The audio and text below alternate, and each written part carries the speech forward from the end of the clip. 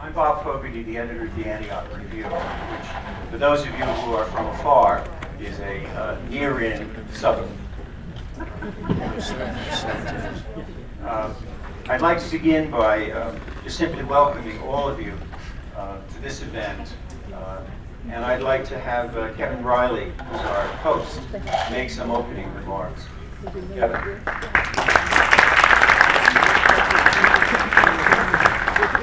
Hi, I'm Kevin Riley, the editor of the Dayton Daily News, and I just wanted to welcome you to our home. I apologize a little bit for the construction that we're under. I hope you're comfortable.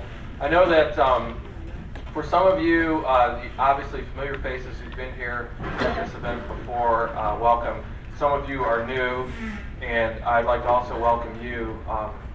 You're in for a treat.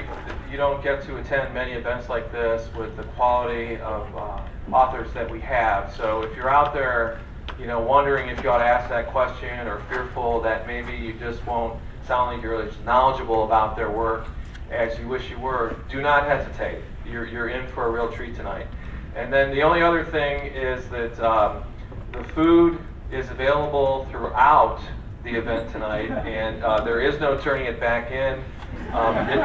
It's a big hit on my budget, so take it with you, do whatever you have to do, but definitely get up and eat it. So I'd also like to just acknowledge a few folks from the Dayton Daily News organization who are here. Terry Morris, who's our dance and theater critic,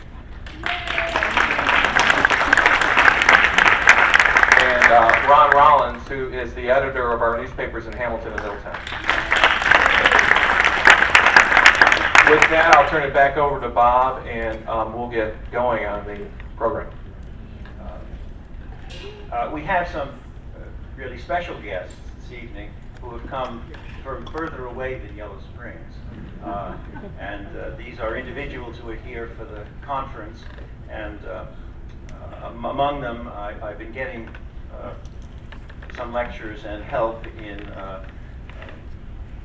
pronunciation, and we have Miroslav Živanek.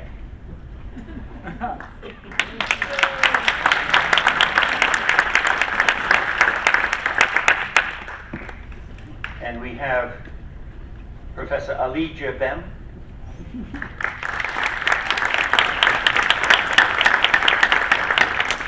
And someone will make some brief remarks on their behalf. Thank you.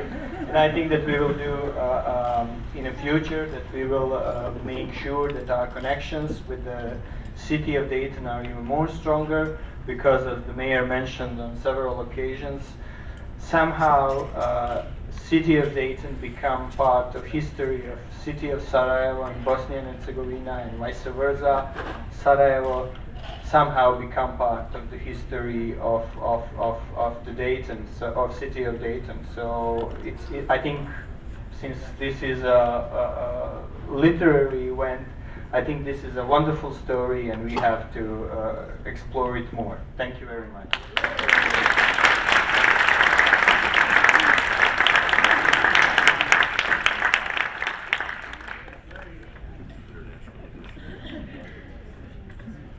Par riječi na mom jeziku, moj zamjenik je govorio na engleskom, ja sam u dilemi hoću na njemačkom i francuskom, a ipak sam odlučio na mom jeziku.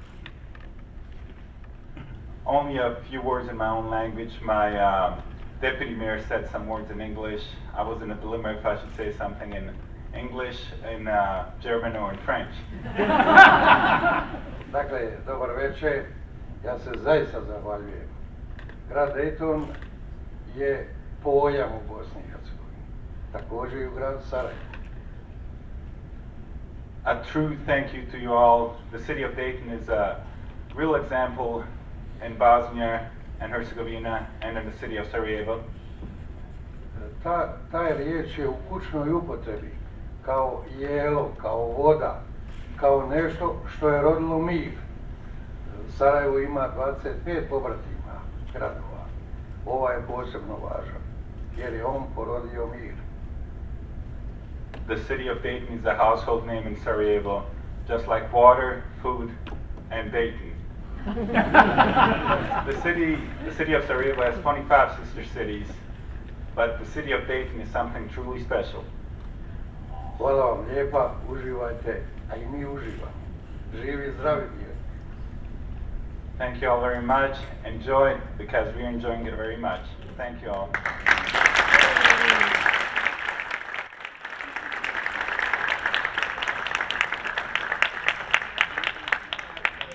Fortunately, I won't go into elaborate biographies of either one of them because you'll see that and have read about them. We have the two first place award winners this evening. Marlon James is the winner of the award in fiction, and this is his book that you'll be getting a copy of, I hope, or several dozen for the holiday season. And Dave Eggers, who is the editor and publisher of McSweeney's, and his book Saiton is been the nonfiction award winner. I thought I'd begin by asking both of them a rather unlikely question. Often, these sort of awards, they come after the book has been published, and they come at a point in which there's normally a certain amount of notoriety that surrounds the books, for good or for ill. And I'd like to ask each one of them, and maybe at this point we can get Richard and Ben to come up, and I'll find a seat for one of you. And I'll ask the same question.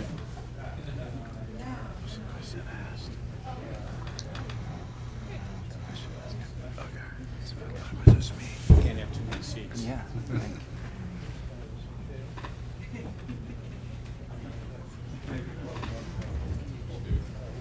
It'll be your accoutrements here. It'll be your accoutrements here.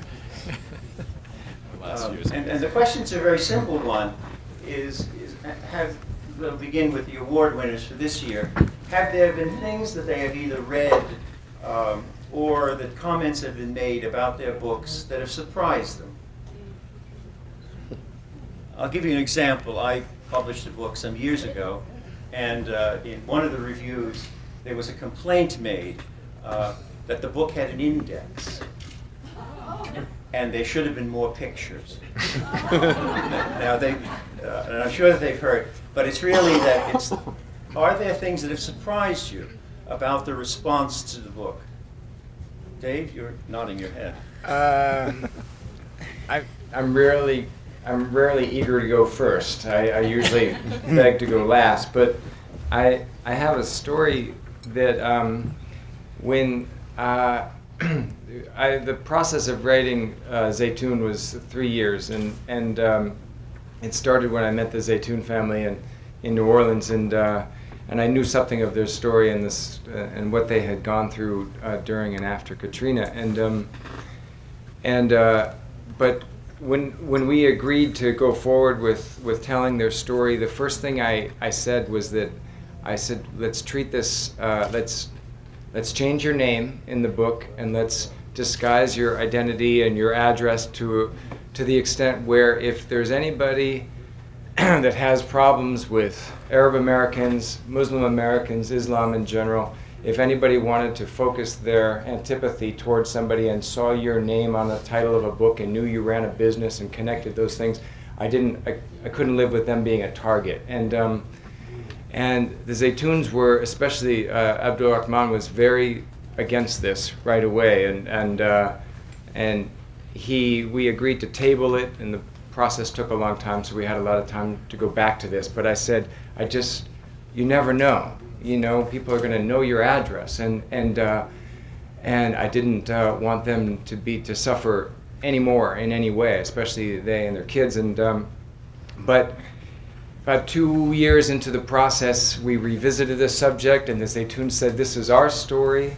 Especially Abdul Rahman had lived this story. He comes from a very long lineage in Syria. It's a very noble name, and they have this incredible lineage. It's his name. He's very proud of it. He's very proud of what he achieved in the United States, and he's very proud of his business that they run together in New Orleans, and they've received the trust and love and affection of the whole community. And when he went through what he went through, he wanted to stand up and bear witness, and he wanted his name attached to it. And so I said, okay, we'll go that way, but let's hire somebody to answer your phone. Let's take some other precautions. Don't go Googling yourself. Don't, all of these different things. And I said, you just never know. And what ended up happening, the book came out, and what happened was nothing. They didn't get one strange email, not one phone call, nothing negative whatsoever. To this day, as far as we know. All they've gotten is this incredible outpouring of support. And from the first few weeks, they got letters from people saying, you are, the all-American family. You stand for everything we stand for. We admire everything that you've done. And each letter or email or note or phone call would always end with them saying, we apologize for everything that you went for on behalf of all of America. Isn't that funny? 100 letters at this point. Everyone's apologizing because we didn't live up to our highest ideals. And I think every American, it's something that I really admire about Americans, is that I think everybody feels responsible if we don't hold ourselves or live up to our highest ideals. So every person said, I apologize. So that's what surprised me about it, was that my fears were totally unfounded and my faith completely renewed.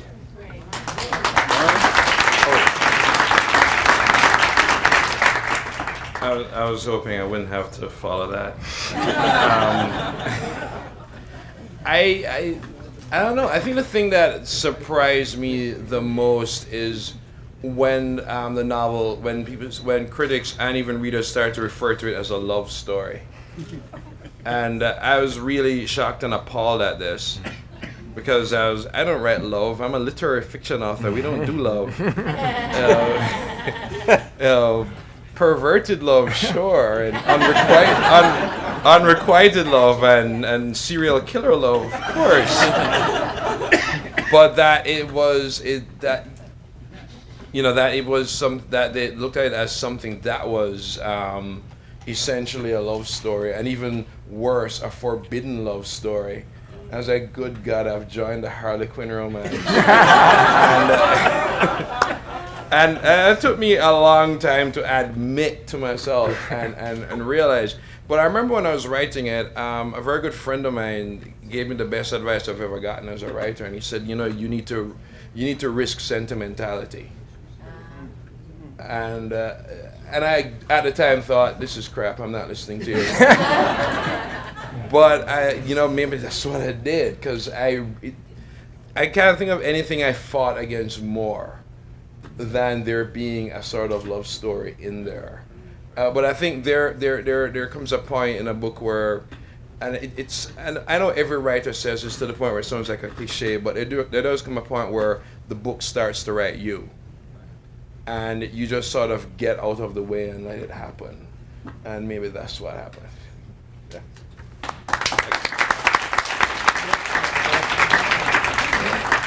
Well, I came prepared to speak about Dave's book, and I didn't know I was going to be put upon tonight to do that. But actually, on that note, I 2 weeks ago was having dinner in New York with a friend from New Orleans who had moved there maybe 6 months ago, and she and her husband needed renovations in their house, and they said, "Oh, of course, we're gonna call Zaytoon,"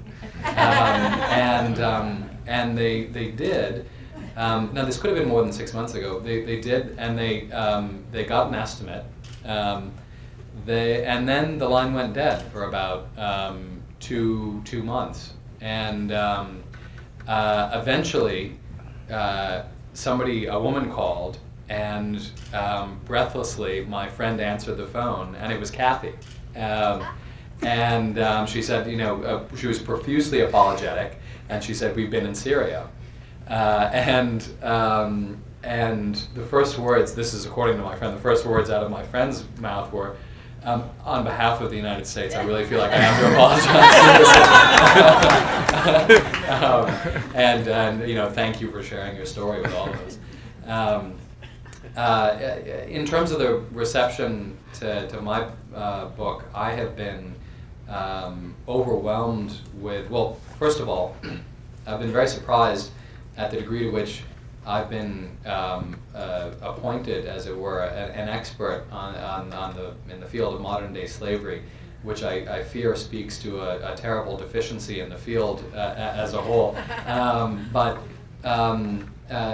beyond that, the degree to which people have not just stood by and pondered over the deeds of darkness and sort of wallowed in the horrors that I was describing, but actually gotten involved, pushed for legislation, pushed for funding. The degree to which that's been the case has been greatly heartening to me. The book apparently touched people in very deep ways, in ways that I, frankly, when I was describing what I was seeing, I didn't expect it to have the impact on the readers the same way it had the impact on me. But there's one anecdote that I'll tell. When I was in a underground brothel in Bucharest, I was offered a young woman for sale. I had been posing as a trafficker, never with the intention of buying human beings, but with the intention of exposing the trade. And a young woman with the visible effect of Down syndrome had been offered to me. And shortly after the book came out, I got an email from a woman who said, "I will do whatever it takes. I just need to know that girl, that young woman is safe. And if you need to know why I care about this so deeply, here's a picture of my Sam." And it was a picture of her son who had Down syndrome. And I think being able to touch people's humanity is really the greatest gift that any writer has. And it's by virtue of our craft, and I'm just so grateful to be a part of that.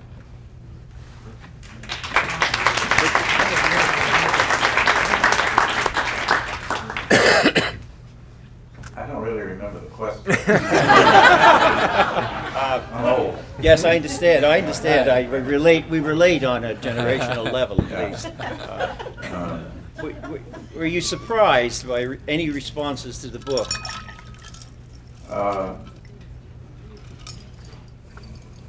No. I can't think of anything that was a surprise. I mean, for me the surprise was the book, in the sense that I didn't know I was going to write it until about 4:30 in the morning of February 6th, 2006. I had just finished writing a long story called The Heart Department in Love, and I felt virtuous. I'd worked almost all night. It was 4:30 in the morning, and I had a chill. I remember looking up and looking over at the window right next to me and realizing that only that pane of glass separated me from 21 degrees. It gets cold in Memphis. And I went immediately under all the covers I could and got close to Lee, who cussed at me for waking her up with my ice-cold feet, and began to tremblingly try to go to sleep. And I started thinking about a story I'd been telling for years, and that my father had told. And I realized suddenly, and that was the surprise, that I've been writing fiction my whole life. I don't know why it should take so long, but it does. That I didn't have to hold myself to what my father told me as a story, that I could make up things and make it work as a novel.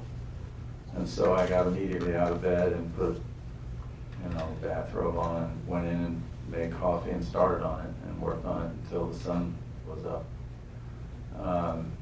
Thinking then that it was a story. And then the next surprise was that it wasn't going to be doable as a story, it was going to be a novel. And it took 4 months to write it. It made a lovely pressure to be written. And I had a feeling that I bet everybody on this panel can remember happening to them. It's happened to them. It just does. This is going to sound morbid, but it isn't. You walk around going, "Don't kill me before I finish this." So I guess that would be my surprise. Great.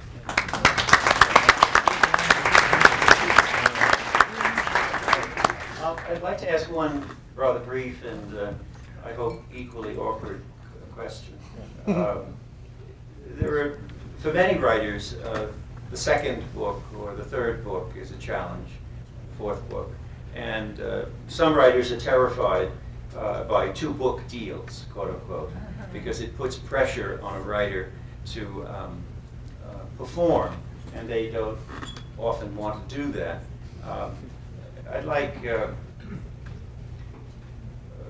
our two award winners to this year to sort of talk about not so much what they are going to do for the next book, but do they operate on the basis of chance, or are they, in the sense that something hits them and they then write it, or are they a part of the planning middle class? Either one. I don't know about the planning middle class. Both of my parents are cops, so I wish it could have that it could have been something that's so planned. I get into arguments all the time. The second a student says to me, "My process," and I'm like, "You don't have a process." And it's like, "Yeah, my process is you don't have a process." So, you know, Gabriel Garcia Marquez does not have a process. What you have is a habit, and you need to cut it. So whenever I get a process question, I have to make sure I don't use the word process, or I'll seem like a hypocrite. I don't know. I wish it was more streamlined. I don't think I've never had the pressure of sort of wondering what I'm going to follow up a book with, because I don't think you should take that into a room when you're going to write. Because I can't think of anything else that would more guarantee that you ruin a book than to take in expectations while you're writing it. That said, I still, every time I hit the computer, think, this is the day I will fail. This is fine, I got through Tuesday, but there's no way this book is going to make it to Wednesday. And so anytime I get away with a few pages a day, I just think it's just a sort of miracle. It's still sort of very, I have such a terrible, I'm going to use process since nobody here have heard me bang that word in class. But it's just, usually I only notice that there is a pattern towards creation, that this novel was finding itself in hindsight.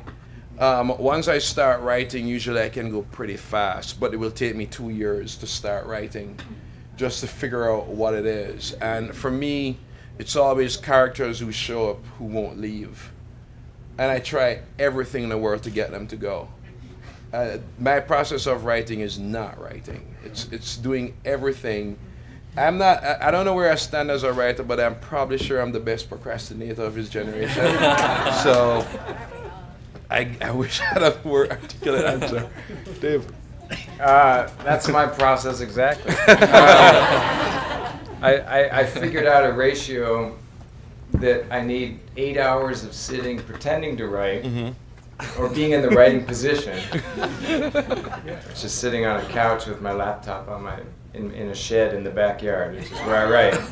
No windows or anything like that. And I need 8 hours of that pretending to get 1 hour of actual writing done. And it's usually the last hour of that 8 hour stretch. And if I only have 4 hours, I won't do anything. Yeah, I need to know I have those 8 hours. But it changed for me. Like, I was so jealous when you were talking about getting up or writing until 4, and I used to write from about 11 at night till 5 in the morning, and I loved that when no one else could bother me or no one else was awake. And then I got 2 little kids now, and now I'm in, when you said the planning middle class, I was like, well, I know exactly what you're talking about. I work banker's hours now, where it's really 9 to 5 is the only time, on the days that I can write, those are the hours I write. And so you really get to, and that's a struggle, because you think, and I tell my students, I teach a high school class, and I always tell them, like, and they want to be writers, a lot of them, I say, well, definitely go for it, and that's what it's all about. But it's not always super romantic, although you made it really sound romantic, I have to say. Wow. But a lot of it is like a sedentary existence sitting in a shed in your backyard, hoping, to get 1 hour of writing done on a given day, and counting the word count every day, which I do. How many did you get? 400 words down. All right, then you can not feel shame and self-loathing for the next 24 hours. So a lot of it is just it's about work, and it's fairly pedestrian, or at least it is for me, and it's very slow going. And so you want it to be romantic, and I used to make it romantic by starting at midnight and thinking, all right, if I'm heavily caffeinated and it's midnight and I feel like I'm gonna puke from all the, Mountain Dew that I've been drinking and stuff, then maybe that struggle somehow translates into the romantic artist's existence. Short of cutting off your ear or doing whatever, you can drink Mountain Dew, and that was my substitute for it. But really, so much of it is just the work you got to put in, and that's what we end up teaching our students. Is when we teach, all the high school and middle school classes that we teach at our center, we put up proofs of all these professional writers on the wall, and we say, and it's like the 28th draft of Amy Tan's Bone Setter's Daughter, and we say it's not thunderbolts and miracles all the time. It's a lot of work. And you're going to do 20 drafts. And even if you've written as many books as Amy Tan, you're going to do 28 drafts. So get ready for that. And there's a lot of work involved. And if you can't revise, you're in trouble. And so I think that once you sort of strip away a little bit of the romance, or at least for better or for worse, you want it to be romantic, but it's 90% work. I was going to use another synonym. Let's just say work. Well, that's why peace surprised me. Because it came like that. Because for me, it's exactly the same. In fact, I hate to write. I like to have written. Which is something Flannery O'Connor said a long time ago. And it's, I remember boxing up a lot of stuff. We were moving, and I was boxing a lot of old manuscripts and stuff. And I found 27 versions of page 221 of a novel I never even let out of the house. And I remember having the thought, God almighty, I'm a hard worker. I just thought I was lazy. I mean, because I didn't want to do an 8-hour job. I figured that was laziness. And writing for a long time for me and going to college was just putting off having to go get a job. And I hate to confess that, but it's true. So no, and there's a lecture I give students where I talk about, the whole thing is marbled with failure, but so is every single other thing there is to do that requires excellence. A guy standing at the plate in the World Series that counts 3 and 2, that's 3 failures and 2 successes for the pitcher, and the exact reverse for the batter. If you can look at it that way, you can say, look, this is just work. I'm just going to do this work, this day's work. And you say, at the end of the day, did I work today? The answer is yes, no more questions. And Norman Mailer added this, I wasn't with him when he did, but he did say this, and I saw it, that you say, if you didn't work in a day, I'm going to work tomorrow. And he says, your subconscious works on that all night while you're asleep. And then if you don't write the next day, he says, I'm quoting him, it'll fuck with you all day long. So you have to go back to work. Forgive the use of the word, I didn't mean to say the word work. I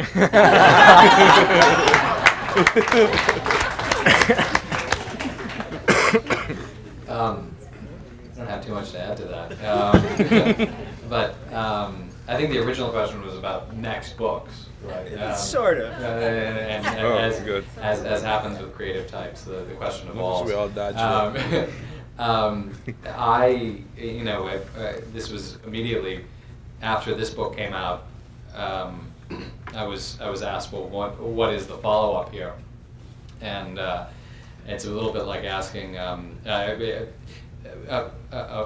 friend of mine, Kati Martin, who may be familiar to some people in the audience as the great author and the wife of Richard Holbrook, big name in this town, said, I always get this from my publisher, and it's always it's like being asked, when are you going to get pregnant again, immediately after giving birth, and it's just it's too painful a process to conceive of, and I felt that way immediately afterwards, and And then I realized that there's sort of, and I'm sure everybody up here has felt this as well, the sad fact of the publishing industry today is there's sort of an incentive structure that pulls you away from writing as soon as you publish a book. We're compensated more for speaking events. We're compensated more for articles over the long term. And reminding ourselves of Richard's, I think, extremely important point, which is that greatness takes work and takes those failures and takes that suffering, is something that I have to do every day. And I know any writer that really achieves as these guys have has to remind themselves of that every day. Yeah, I think that my question was really out of Forster, where Forster says in that wonderful Cambridge lecture, there are two words that sum up all of writing, and it's "and then." And that's the essence of it. I know that as an editor, I get a question from an author, and the question is, what are you looking for? And I have a standard answer, is I'm looking for your best work. And I did an issue of the Antioch Review on jazz several years ago. It was very successful. What I know about jazz, you could put in a shoebox, a very small shoebox, actually. But I know that jazz is important. And I was already on to doing an issue on the polka for the next issue. It's untrue. But the world moves on, and sometimes writers know that, and sometimes they don't. Let's have questions from the audience, please.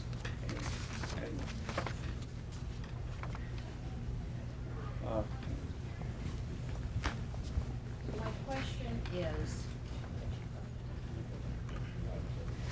when I listen to you write, or listen to you speak about your writing, and if you're a non-fiction writer, you've selected your subject, or your subject selected you. And that, I would assume, guides you where you're going. I mean, the story is told, you're retelling it for the rest of us. And then I listen to what you're saying when you talk to your students, and what you tell them about how hard writing is. And I assume that you don't allow them to have 24 hours or weeks at a time to sit in the shed. You have deadlines about when things are due. But in terms of writing, is nonfiction easier than fiction because of the fact that in fiction you're making up this story and you're trying to move the romanticism or whatever it is along? How do they compare, and how do you as teachers get that point across to your students? I mean, I don't know that there's an easy answer to that, but I've never written either, so I just was wondering.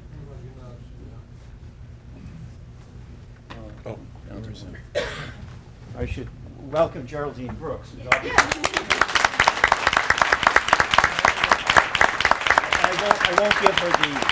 I won't give her the mic. She's just gotten off of a plane. Oh, Anyone? I was going to suggest that you answer that. You're the master of fiction and nonfiction, and you were a foreign correspondent for so long, and then moved so beautifully into fiction, and so you do it.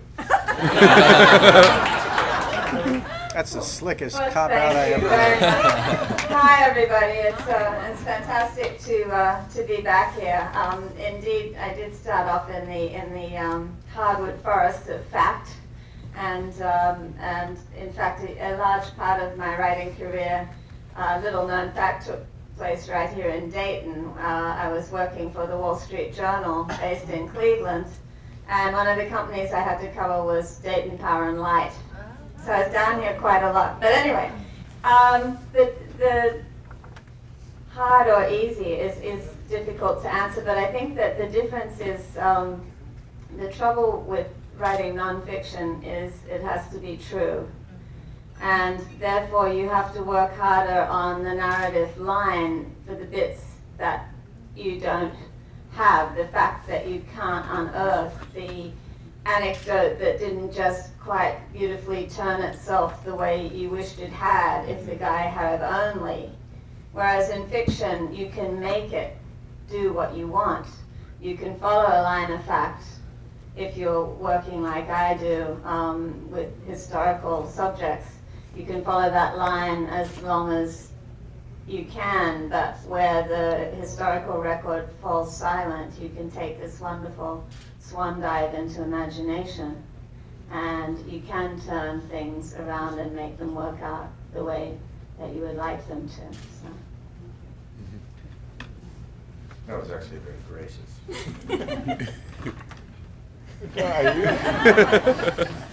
That wasn't great.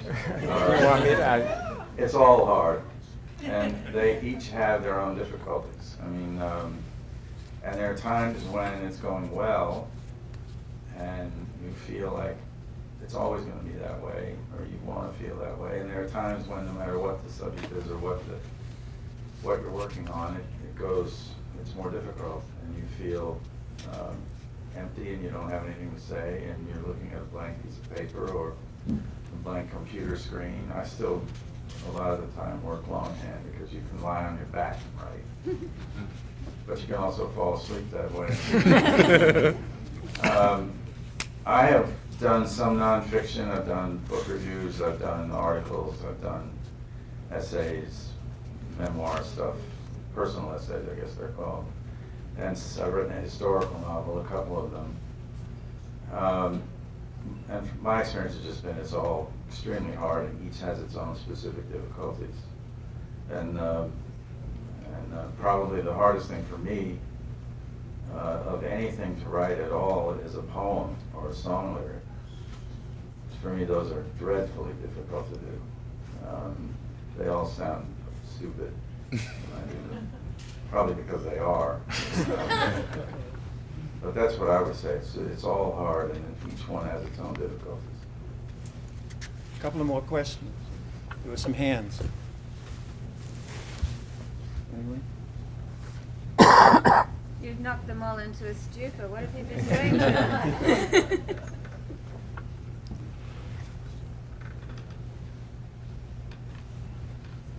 This is how people make a living on television, I understand. First of all, welcome to Dayton, and thank you. This is such a treat. I have a question. You mentioned some of you teach high school. Just in terms of the future and the students in writing and books and the hard work, and in this digital age and the age of 24/7 cable, etc. I'm just really interested in where you think the future is in terms of authors coming up.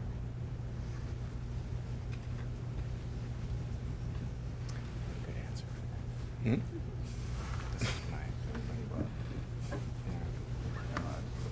Anyone want to? You can answer that. Yeah, I'll answer that. We have a magazine called McSweeney's, and half of the whole next issue is talking about exactly this. Especially whenever I hear somebody say nobody reads anymore, or books are dead, or whatever, it's exasperating because it ignores all the hard data, which also says that book sales actually are up every year and have been up even during this very tough economy. But more than that, the young people that are, in college now came up with the Harry Potter books, the Lemony Snicket books, the Elvis books, a bunch of other series. And if they've read those series, which every high schooler I've ever had has read every book in both of those and some others, you're talking about 10,000 pages that they've read with just those series alone. So far from being less literate generation or more video game oriented or whatever, they actually are the most literate overall and most well-read generation that we've ever had. And it's like empirically provable because all these kids have read all these books. And in addition, those are gateways to all kinds of other books that they read. My high school class is a reading class. We read the Antioch Review, the Kenyon Review, the Sewanee Review. We read literary journals, and these are public school kids from all over San Francisco. Nothing's changed. The love of the written word and the passion for it and the way that their minds explode and come alive with what's on the page, none of it's changed. And I think that there's a certain element, of kids that are really digitally oriented and have the iPhones and iPads. I don't know those kids. This is very expensive equipment that not that many American kids have, or at least the kids that I work with don't have access to all this stuff, nor do they have access to Kindles and all these other things. They're still reading paper books, but words on the page. And so I think that whenever we lament this or make broad statements about reading habits and all that stuff, I think we have to be incredibly careful. And all we need to do as adults, I think, is model behavior, encourage them, hand them books. If they've finished one, hand them another one. Talk about them. Talk about what they like about these books, and encourage them to read on whatever subject that they want to. If they love books about baseball, that's good. If they love books about vampires, that's good. They're reading. You know what I mean? And I think that what's always the case is no matter what other media they get into, movies, video games, they always say the same thing. It's not as good as the book. Mm-hmm. They say the same thing that they've been saying for 100 years. So we cannot despair, and don't ever make these blanket statements, or if you hear one of these, don't ever believe it. Mm-hmm. Talk to an actual individual young person and ask them what they've been reading and why and what they love and what the last thing they did. It's the exact same thing. It hasn't changed at all. We just have to nurture it, feed it, encourage it, reward it, and believe.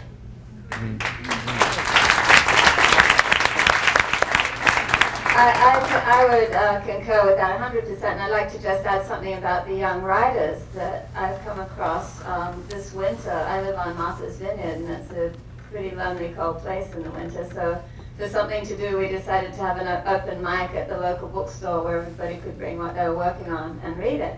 And within about 2 weeks of this thing, it was completely taken over by the high school kids. They were coming, they were reading the most accomplished memoirs, poems, essays, little bits of novel that they were working on, and I thought, oh, I can go now. It's all right. It's gonna be great. Yeah, I mean, Absolutely, I agree entirely.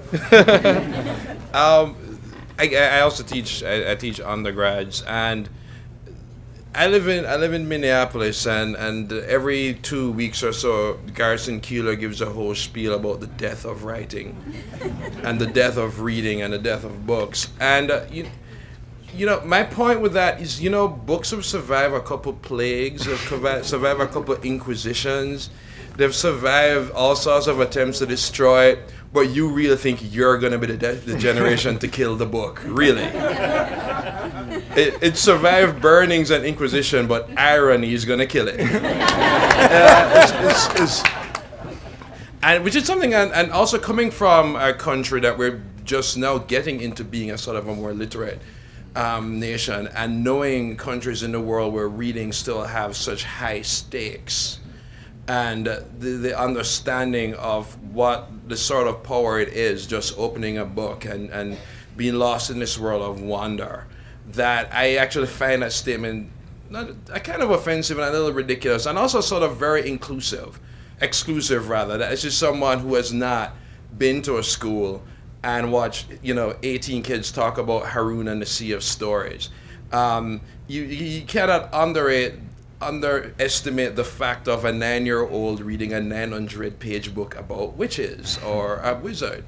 That sort of this idea that somewhere in the whole process, children start being fascinated by stories. I loved books as a kid, but kids today don't read. They are reading, and they are being excited, and they're being stunned by this world that happens when they open pages and closes when the book closes, and so on, and this so not going to sleep because all these characters are still in the room. That they're still, and I run into this all the time, and I think Marquez once said, whenever author starts to talk about the book is dead, it means the author is dead. Yeah. And he said, I think he was just hitting out at Naipaul, who loves to say that. But I think it's and all the things that we're worried about video games and so on, I think that's just raising the stakes for storytelling with them. Just as how me reading Victorian probably in the 50s, the stakes have been raised by hearing the Beats bringing jazz into literature. I think it's just more tools and more themes that are coming into it, and I think they're going to do some really, really exciting things. And as someone who teaches them every day, I see it. Yeah. Just very, very briefly, for me growing up, reading was always a very emotional thing, and it still is. When I read or when I write, I hear my father's voice, because my father read to me right up through, perhaps a little bit later than he should have been reading. He was British and he had a beautiful voice, and that's the voice I hear. I think but I recognize that in my travels, I'm in the distinct minority in that regard, and I think one of the most exciting trends in the modern world is that there are millions of new readers, perhaps 1 billion new readers that may come into the market and come into the marketplace of ideas, I should say, much more importantly, in the next generation. In India today, there are more English speakers than there are in the United States, and with the rising middle class in that country, and we hope across the globe, these are people for whom, as Marlon so well put it, reading is power. We can't forget that, and we can't fall behind.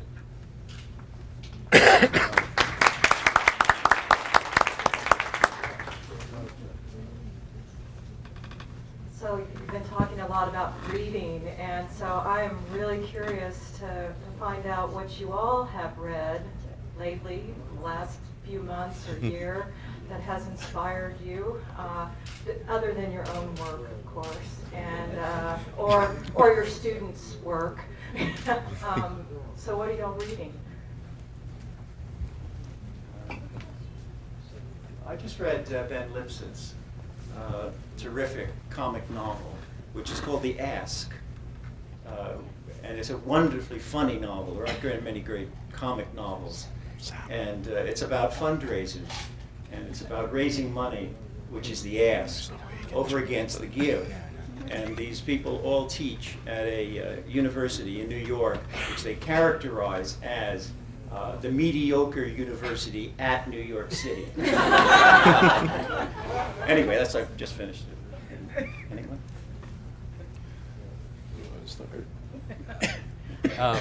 Well, Good should I pass. just should I is this on now? No, you need it. You. Did it No, I don't like these now. I think it may be there we go. No, it was Europe and then you. It was. Oh, I think it's fading. It's tired. There we go.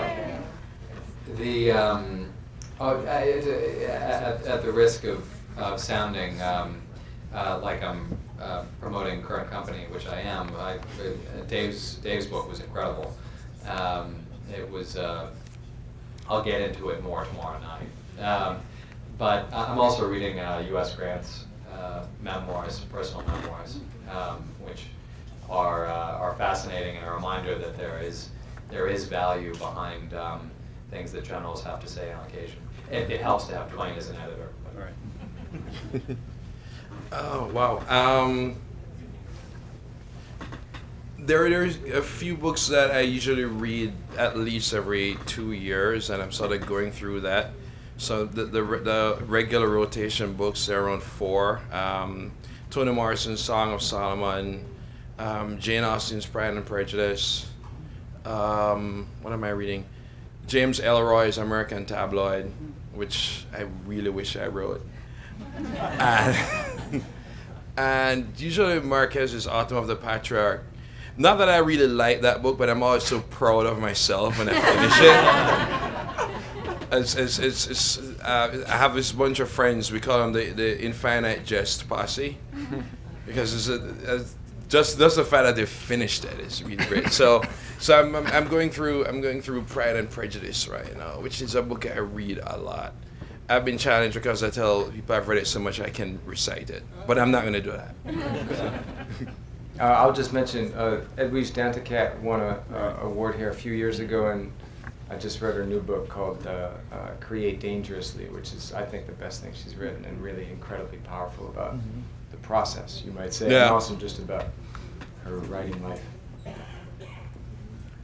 I read 15 to 20 books at a time, a little bit at a time each day, truly. They're all on my nightstand, and I take them with 4 or 5 with me wherever I go. And now I have this wonderful phone where I can have books. But right now, last night I read from The Idiot, because I've never read it, Dostoevsky's The Idiot, and a novel by Henry Bromell called Little America, which is really quite good. And War and Peace, I'm always reading War and Peace. And I've read the books of the winners, which I loved. So, like that. Well, I have to say, if there was one book I wish I could have written, it's Marlon's book, Book of Night Women. It's just a masterpiece, and it's just a wonderful, wonderful. I'm speechless at the achievement of that book in terms of writing and character. So that would be definitely one of the best things I read this year. The other one I wish I'd written is Hilary Mantel's Wolf Hall, which reimagines the life of Thomas Cromwell. And then a memoir by a young writer called Stephanie Saldana called The Bread of Angels, which I picked up because it was about a young woman who goes to live in Damascus, and she's interested in the Arabic language and about images of Jesus in the Quran, and I thought that she really got our culture in a wonderfully sensitive way, but the book goes off in this entirely unexpected metaphysical direction, and she writes like a young Annie Dillard about faith and the quest of life, and then all of a sudden it turns into an absolutely sweaty, page-turning, bodice-ripping love story. So it's got everything. Sounds good. Well, thank you for coming this evening to the Ask. And if you will bring your gifts, meaning the books that you're getting, they'll be signed by the authors. Thank you very much for coming.